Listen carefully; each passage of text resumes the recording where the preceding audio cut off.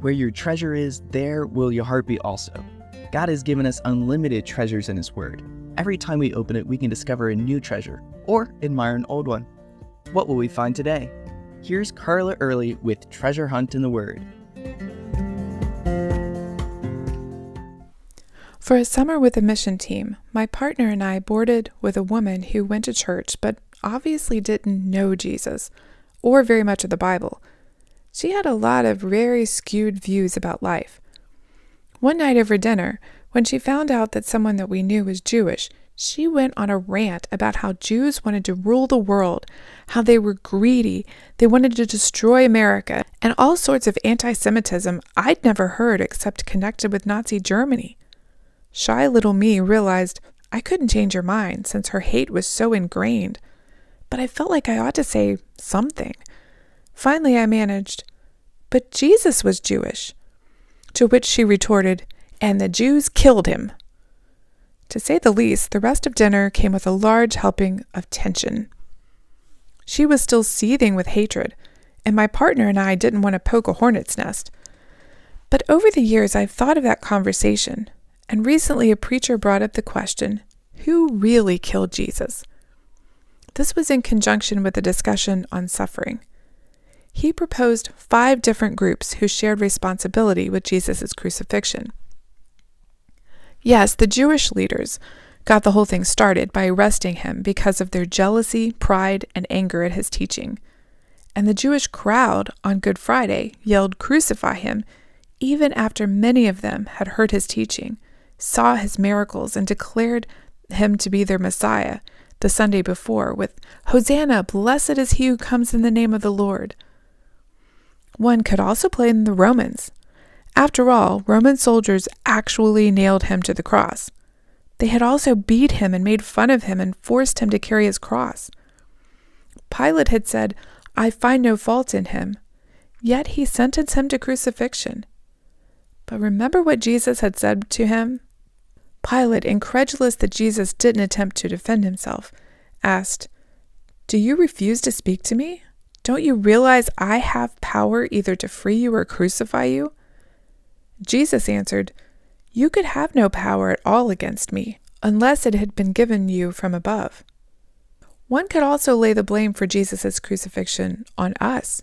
It was our sin that he died for, right? People throughout the ages, all that sin, he took on himself. Some say it was Satan who put Jesus on the cross. And you can bet he took great pleasure seeing God's perfect Son in agony, and he had a hand in all that led up to the crucifixion. We could even say that Jesus himself was responsible for his crucifixion. He even said, "My soul is troubled, and what shall I say? Father, save me from this hour? But for this purpose I came to this hour." In fact, in all 4 Gospels, Jesus predicts his death and resurrection to his disciples multiple times. He said, "The Son of Man is being betrayed into the hands of men, and they will kill him. And after he is killed, he will rise the 3rd day." Jesus even got pretty specific. As they headed to Jerusalem that fateful Passover, Jesus told the disciples, "The Son of Man will be delivered over to the chief priests and scribes, and they will condemn him to death and deliver him over to the Gentiles to be mocked and flogged and crucified, and he will be raised on the 3rd day." But the most obvious answer to the question, who killed Jesus, is God the Father. This is what Peter proclaimed to those listening to him at Pentecost. He said, "Jesus had been handed over to you by God's deliberate plan and foreknowledge." This had been God's plan from the beginning. As God met out the consequences of the first sin, he already knew what he was going to do. He told Satan that the Messiah, Jesus, will crush your head and you will strike his heel. In fact, 1 Peter 1:20 tells us that Jesus was foreordained to die before the foundation of the world. God the Father sent Jesus the Son for the purpose of being crucified. The Roman soldiers beat Jesus and nailed him to the cross, causing him physical pain. God the Father put the sins of the whole world on Jesus, causing him spiritual suffering. But this was all for a purpose, to provide salvation for humanity. And God the Father also raised him up on the third day. So if God had a purpose in allowing his son to go through this horrific death, don't you think God has a purpose and a plan for the suffering we go through?